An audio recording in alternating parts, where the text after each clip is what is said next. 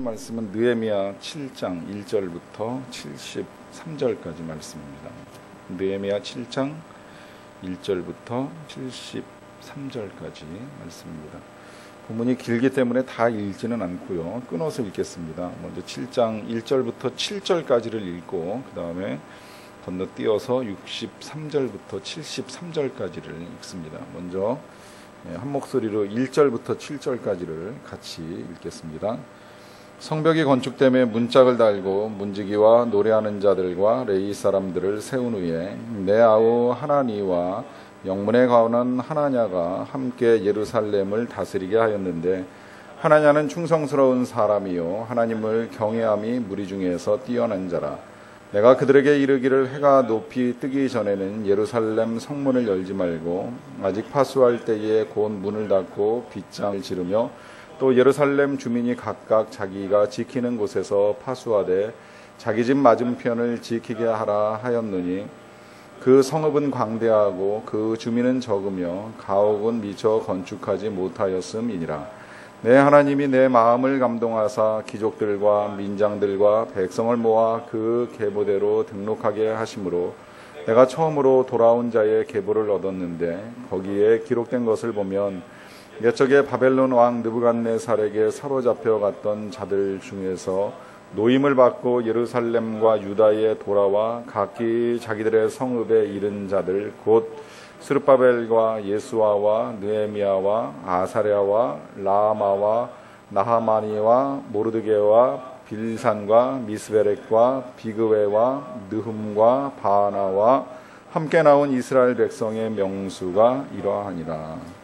건너뛰어서 63절부터 73절까지는 저하고 여러분들이 한 절씩 교독으로 읽도록 하겠습니다. 제사장 중에 호바야 자손과 하코스 자손과 바르실레 자손이니 바르실레는 길르앗 사람 바르실레의 딸 중에 하나로 아내를 삼고 바르실레의 이름으로 불린 자라.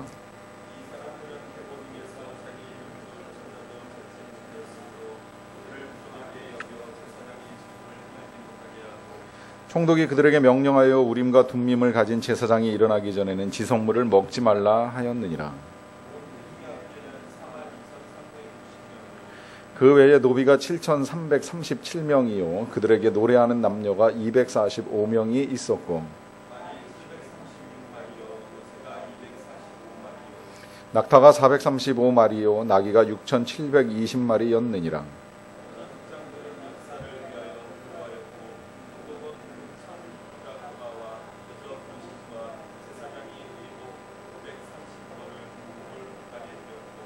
또 어떤 족장들은 금 2만 드라크마와 은 2,200마네를 역사 곳간에 드렸고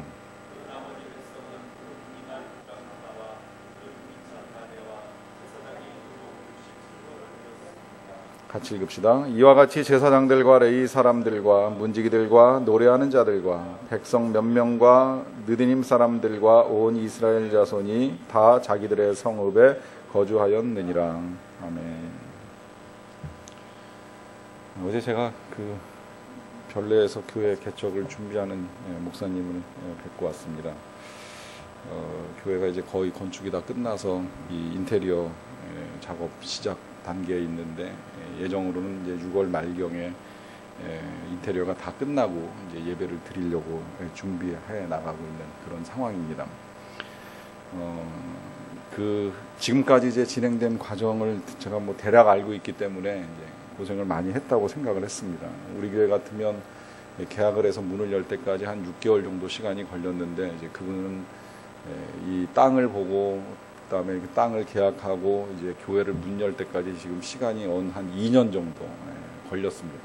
뭐 설계 단계부터 시작해서 이제 땅 파는 것도 쉽지 않았고 또 땅을 파다가 뭐 옆에 이웃집하고 그 경계 문제 때문에 조금 이제 시간이 걸리고 이러면서 아주 오랜 시간이 걸려가지고 이제 교회가 하나 만들어져 가고 있습니다. 그래도 3층을 옥상으로 하는 2층까지 지어진 건물을 이렇게 다 둘러보고 나서 그래도 힘겹지만 이제 잘 오셨다 하는 생각 들어서 마음에 그런 생각을 가지고 그 목사님한테 제가 이렇게 말씀을 드렸어요. 그래도 힘든 건 다 끝나셨네요. 그랬어요. 그랬더니 목사님이 이렇게 대답을 하시더라고요.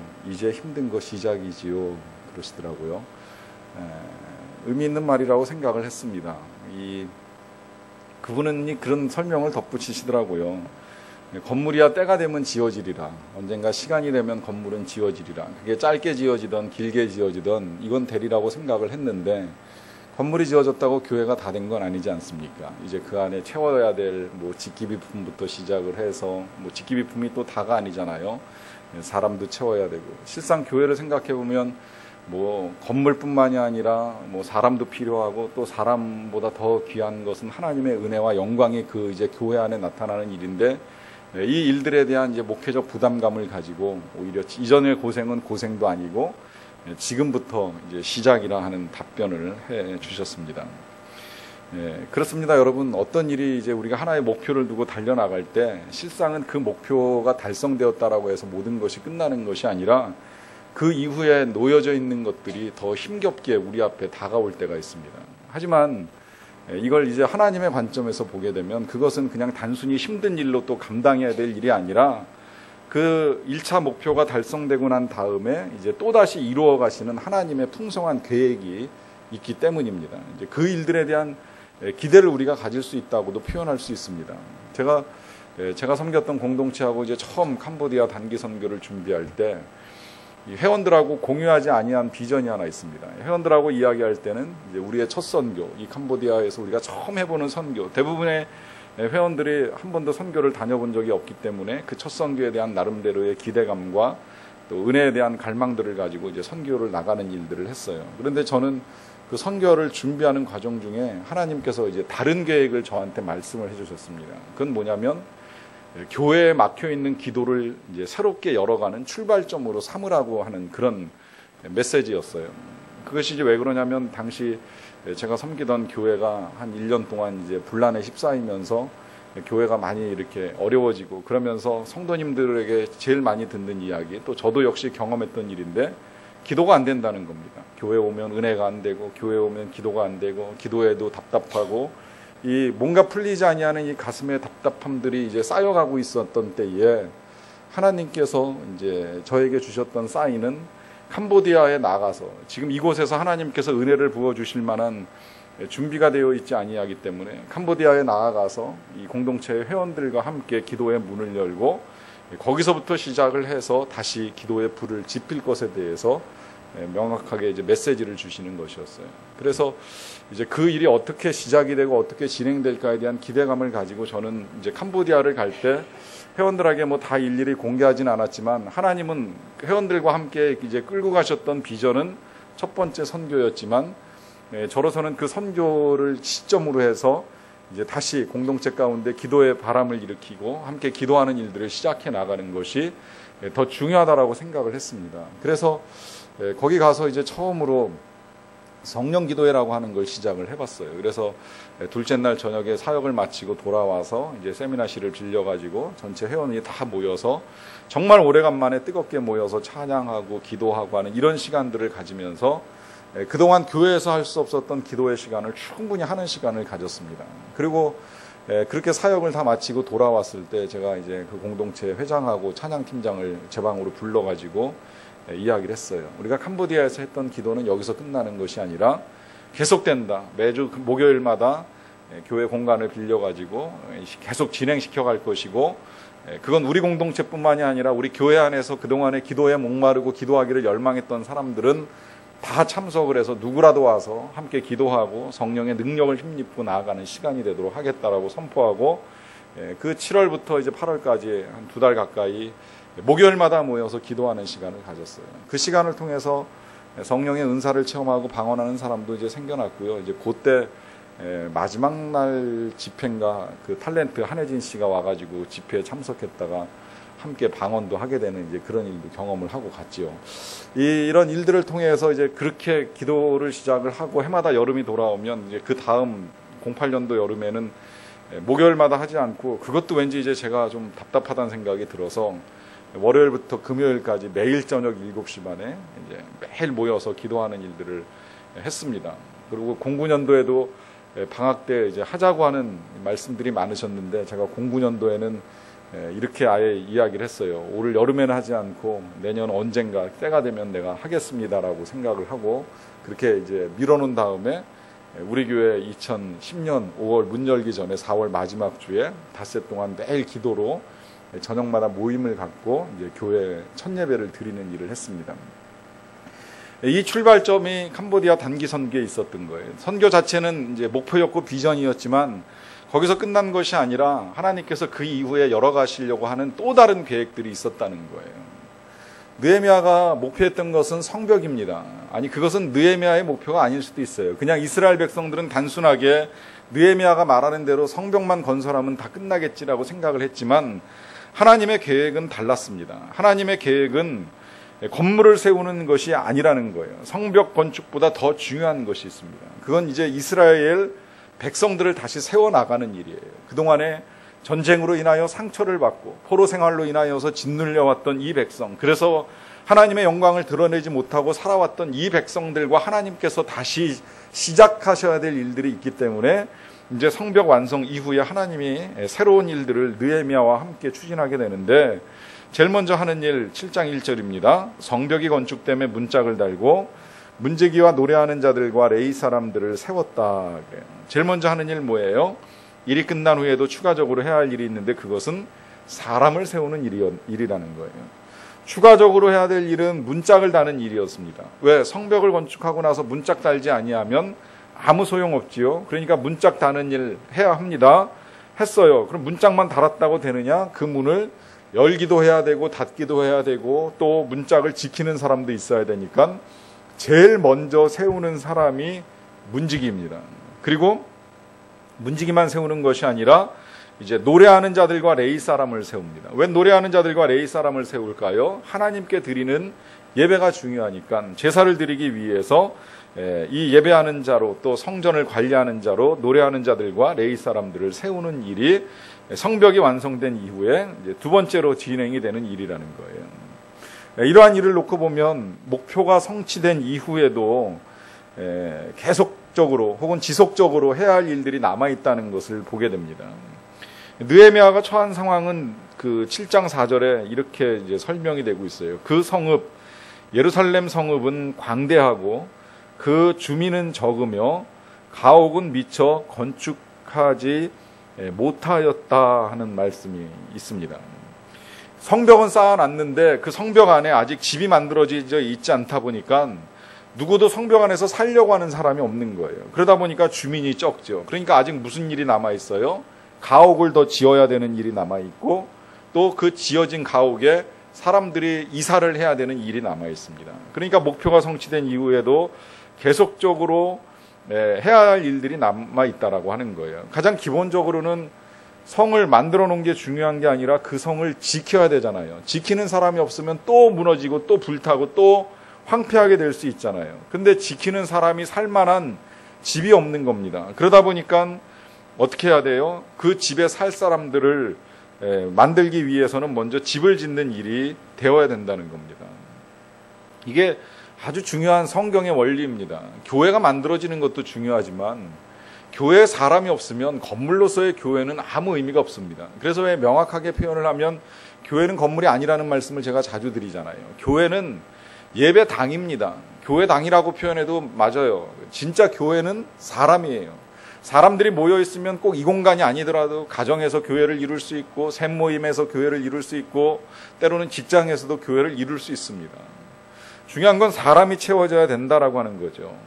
그 사람이 채워지지 아니할 때 예수님이 천국을 이제 비유해서 천국 잔치를 벌여놨는데 그 천국에 사람이 없으면 안 되니까 사람을 초청하라고 하는 말씀을 하시다가 종이 예수님께 이제 그 비유로 말하기를 주인에게 아직도 자리가 남았습니다라고 하니까 예수님이 하시는 말씀이 뭐냐면 길과 산울타리로 가서 사람을 강권하여 데려다가 내 집을 채우라고 하면서 하나님의 집에 사람이 채워지는 것이 중요하다라고 하는 것을 이렇게 지금 강조를 해주고 계십니다.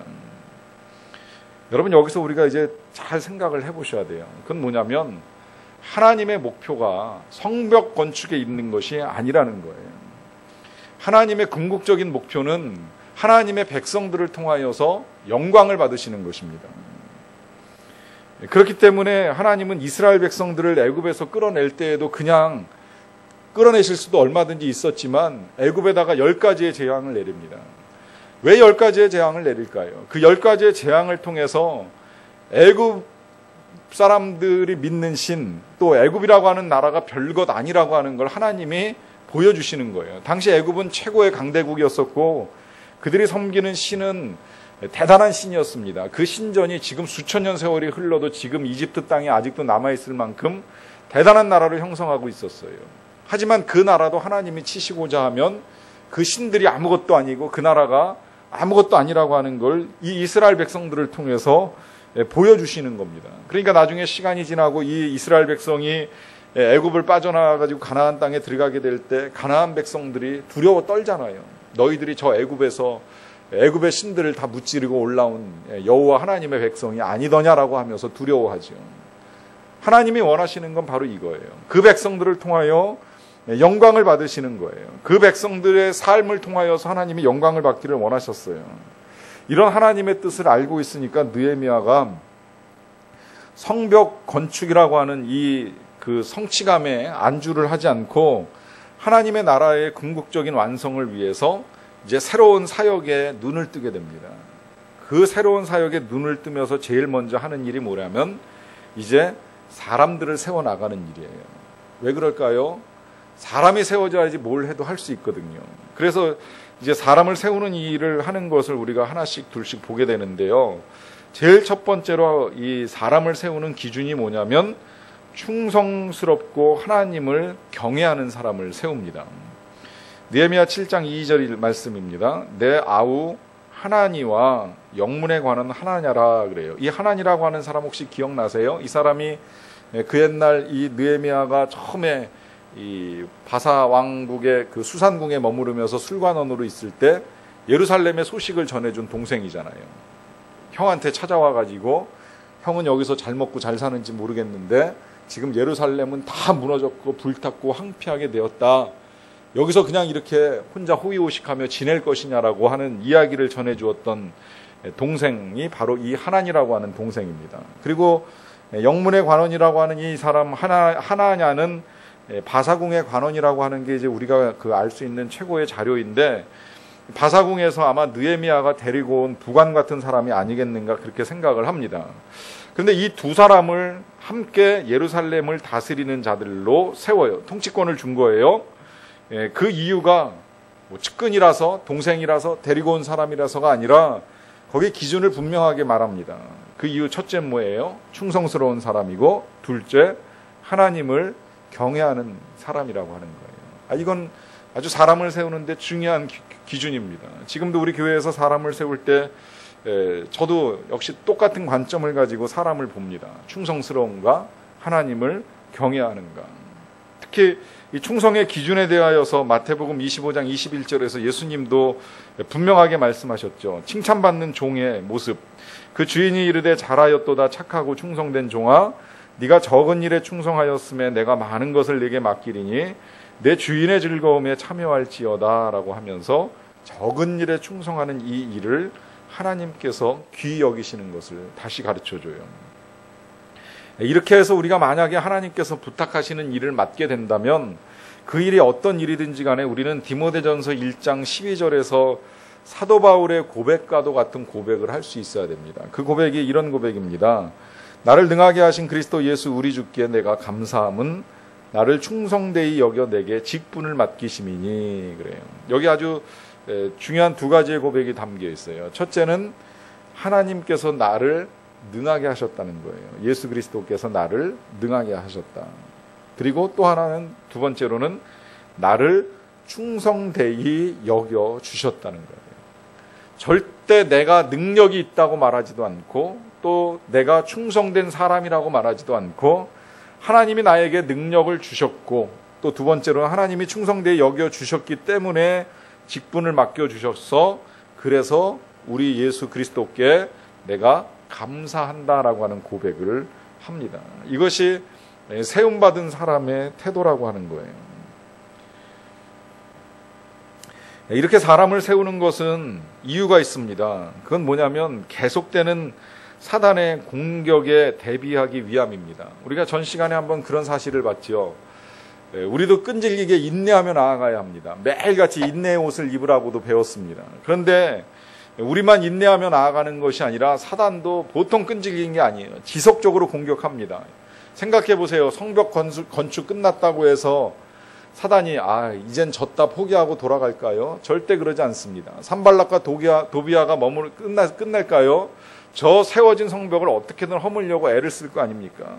계속 공격이 지속된다는 거예요. 사단은 끊임없이 교회 공동체를 허무르기 위해서 애를 쓴다는 겁니다. 그러니까 느헤미야가 이제 명령을 내립니다. 사람을 세우고 나서 내가 그들에게 이르기를 해가 높이 뜨기 전에는 예루살렘 성문을 열지 말아라. 무슨 이야기예요?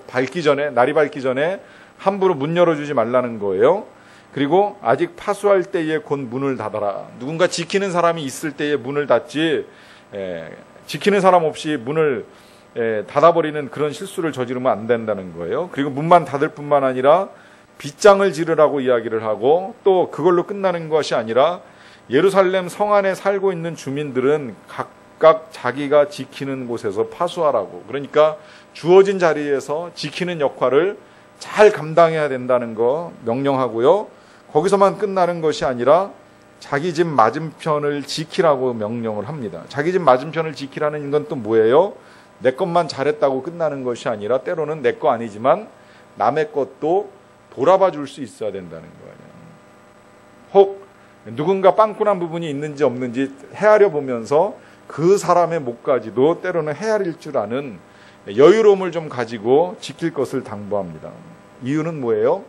첫 번째 목표가 이루었다고 끝나는 것이 아니라 그 목표를 지켜나가는 것이 필요하기 때문입니다. 이거 표현을 조금 바꾼다면 우리가 은혜를 받았다고 끝나는 것이 아니라 받은 바 은혜를 지속적으로 지켜나가는 노력이 필요합니다. 왜? 우리가 은혜 받을 때는 큰 변화가 일어나는 것 같지만 시간이 지나면 항상 사단은 그 은혜를 빼앗으려고 애를 쓰고, 또 은혜는 우리의 기억과 감동 속에서 사라지기 때문에 이것들을 지키기 위한 지속적인 노력이 필요한 것을 우리에게 다시 말씀하심입니다. 그렇게 이제 또한 사람을 세우기 위하여 하는 일 가운데 한 가지가 뭐냐면, 느헤미야 7장 5절부터 7절 말씀을 보세요. 내 하나님이 내 마음을 감동하사 귀족들과 민장들과 백성을 모아 그 계보대로 등록하게 하심으로. 그래요. 계보대로 등록을 한다는 건 이제 족보에 따라서 다시 정리를 한다는 거예요. 그래서 내가 처음으로 돌아온 자의 그 계보, 그러니까 족보를 얻었는데 거기에 기록된 것을 보게 되면 옛적에 바벨론 왕 느부갓네살에게 사로잡혀 갔던 자들 중에서 노임을 받고 예루살렘과 유다에 돌아와 각기 자기들의 성읍에 이른 자들, 곧 스룹바벨과 예수아와 느헤미야와 아사랴와 라마야, 나아마니와 모르드게와 빌산과 미스베렉과 비그에와 느훔과 바하나와 함께 나온 이스라엘 백성의 명수가 이러하다라고 하면서 그 뒤로는 계속해서 이제 지파별로 가족별로 인원이 쫙 정리되어 있는 족보의 명단을 있는 그대로 공개를 해요. 뭐 하는 걸까요? 사람을 세우기 위해서 명부와 인원을 정리하는 거예요. 그 정리하는 과정 중에 왜 이 이름들을 일일이 다 열거하는 일을 할까요? 그 이유는 그 임명은 개개인의 중요성을 우리에게 가르쳐 주는 거예요. 한 사람 한 사람이 중요하다는 거예요. 이 예루살렘에 들어갈 사람을 정리해 나가는 일들에 있어서 그냥 무작위로 사람을 가르는 일을 하는 것이 아니라 그 사람 이름 한 사람 한 사람을 확인하면서 이제 그 개개인이 얼마나 중요한가. 여기 우리가 다 알지도 못해요. 뭐 처음 듣는 이름도 있고 생전 처음 보는 낯선 이름도 있지만, 그러나 그가 낯선 이름이라고 할지라도 그 사람은 하나님께 있어서 중요한 사람이기 때문에 이렇게 열거된다라고 하는 걸 우리에게 가르쳐 줍니다. 예수님이 그 세례 요한의 제자들이 찾아왔을 때 그 제자들을 만나고 난 다음에 예수님의 제자들에게 예수님께서 하신 말씀 중에 세례 요한에 대해서 설명을 해주셨어요. 설명을 하고 난 다음에 맨 마지막에 결론이 그 마태복음 11장 11절인데요. 이런 말씀을 합니다. 내가 진실로 너희에게 말하노니 여자가 낳은 자 중에 세례 요한보다 큰 이가 일어남이 없도다. 그러나 천국에서는 극히 작은 자라도 그보다 크니라. 그래요. 이 말씀을 읽어보면 좀 혼란스럽습니다. 왠지 앞뒤가 안 맞아요. 여자가 낳은 자 중에 세례 요한보다 큰 이가 일어남이 없도다라고 하는 건 세례 요한이 제일 크다는 이야기잖아요. 그러면서 한편으로는 그러나 천국에서는 극히 작은 자라도 그보다 크니라 이렇게 표현하니까 그러면 세례 요한이 제일 작은 사람이 되는데 도대체 세례 요한이 크다는 말인지 작다는 말인지 혼란스럽습니다. 여러분 여기 이 말씀의 초점을 우리가 좀 잘 이해할 필요가 있는데요. 세례 요한이 큰 사람이면은 틀림이 없습니다. 그가 예수님보다 먼저 와서 예수님의 길을 예비하고 백성들에게 세례를 주고 또 주의 길을 평탄케 하는 아주 중요한 사역을 감당하였고 또 그는 예수님하고 사역의 내용이 좀 달랐어요. 이 사람들이 헷갈렸던 이유가 있어요. 예수님은 늘 제자들하고 잘 먹고 또 심지어 포도주까지 마시고 그러니까 먹기를 탐하고 포도주를 즐기는 사람이라고 평가를 받잖아요. 그런데 세례 요한은 오히려 광야에 맨날 머물면서 메뚜기와 석청 먹고 가죽 부대를 옷 입고 살았어요. 나중에 그걸 사람들이 해석하기를 보양식만 먹고 모피 옷 입었네 이렇게 말하는 사람도 종종 있기는 하지만 그만큼 사실은 고생을 했다는 이야기인데 농사지어서 얻은 풍족한 양식이 아니라 광야에서 험하게 음식을 구해 먹었다라고 하는 이야기인데 그런 삶을 살았기 때문에 사람들은 누가 메시아인지 헷갈릴 정도로 세례 요한을 보는 관점이 특별했어요. 그런데 나중에 예수님이 메시아인 것이 점점 드러나니까 세례 요한의 제자들도 예수님의 제자로 이렇게 편입되는 일들을 하게 되는데 그런 면에서 보면 세례 요한이 작은 사람은 분명히 아니라는 거예요. 지극히 큰 자임에 틀림이 없어요. 저는 설교학을 별도로 전공했기 때문에 설교학을 배울 때에 이 신약에서의 이제 설교의 출발점을 세례 요한부터 시작을 합니다. 왜?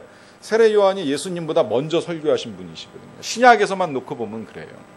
세례 요한이 와가지고 먼저 설교를 하고 난 다음에 그 다음에 이제 예수님이 오셔가지고 설교하고 그 뒤를 이어서 베드로니 바울이니 이런 설교자가 나오니까 항상 제일 처음 연구되는 설교자는 세례 요한입니다. 그래서 세례 요한의 삶, 그가 선포했던 내용 여기서부터 설교에 대한 공부가 시작이 되는 거예요. 절대 작은 사람이 아니에요. 지극히 큰 사람이에요. 근데 예수님이 왜 마지막에 천국에서 극히 작은 자라도 그보다 크다고 말씀을 합니까? 그 이유는 뭐냐면 세례 요한이 작다라고 하는 의미가 아니라 그 누구라도 다 지극히 작은 자라도 하나님 편에 봤을 때는 다 소중한 사람들이라는 거예요.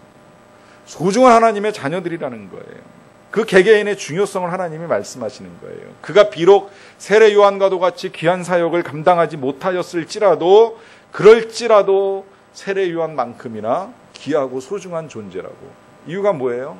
예수님이 그 영혼 때문에 죽으셨으니까 크고 귀한 존재라고 그렇게 말씀을 하시는 거예요.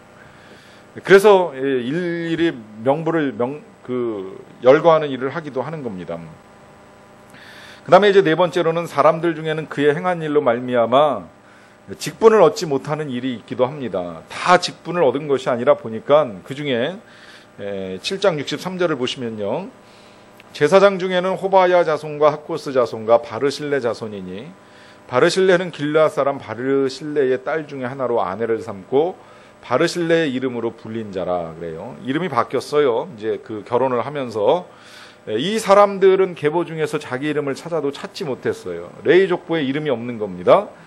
그래서 그들을 부장하게 여겨서 제사장의 직분을 행하지 못하게 했어요. 그래서 총독이 그들에게 명령하여 우림과 둠민을 가진 제사장이 일어나기 전에는 함부로 지성물을 먹어서는 말라고 하는 명령을 내립니다. 왜 그럴까요?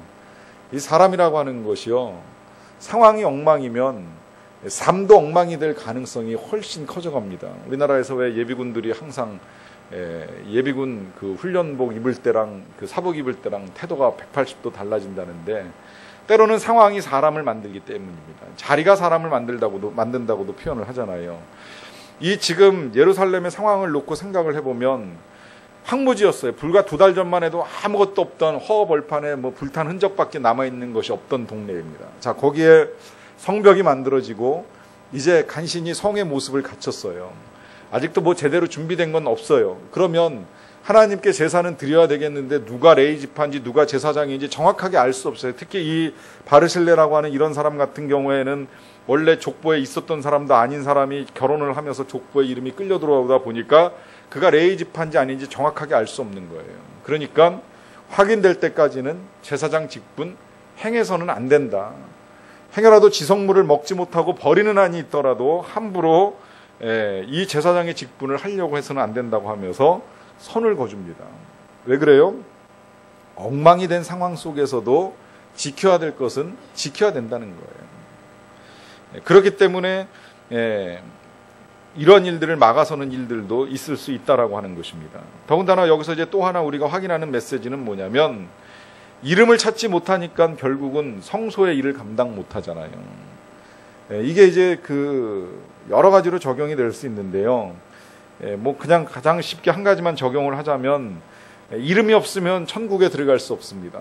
요한계시록에서 생명책에 그 이름이 기록되지 아니한 자는 천국에 들어갈 수 없다라고 하는 말씀을 하셨지요. 그렇기 때문에 우리의 이름이 하나님의 생명책에 기록된 일이 중요하다라고 하는 것도 다시 한번 우리가 여기서 확인을 하고 이제 넘어갈 수 있어요. 자, 이러한 일들과 함께 이제 더불어서 그 다음에 진행되는 일이 뭐냐면, 어떤 족장들은 역사를 위하여 보조하는 일을 하고요. 또 총독은 금 1000드라크마와 대접 50과 제사장의 의복 530벌을 보물곡간에 드립니다. 또 총독만 드리는 것이 아니라 어떤 족장들이 금 2만 드라크마와 은 2200만회를 역사 곡간에 드리고요. 또 그 나머지 백성은 금 2만 드라크마와 은 2000만회와 제사장의 의복 67벌을 드립니다. 이제 뭐 하는 거예요? 제사 드릴 때 필요한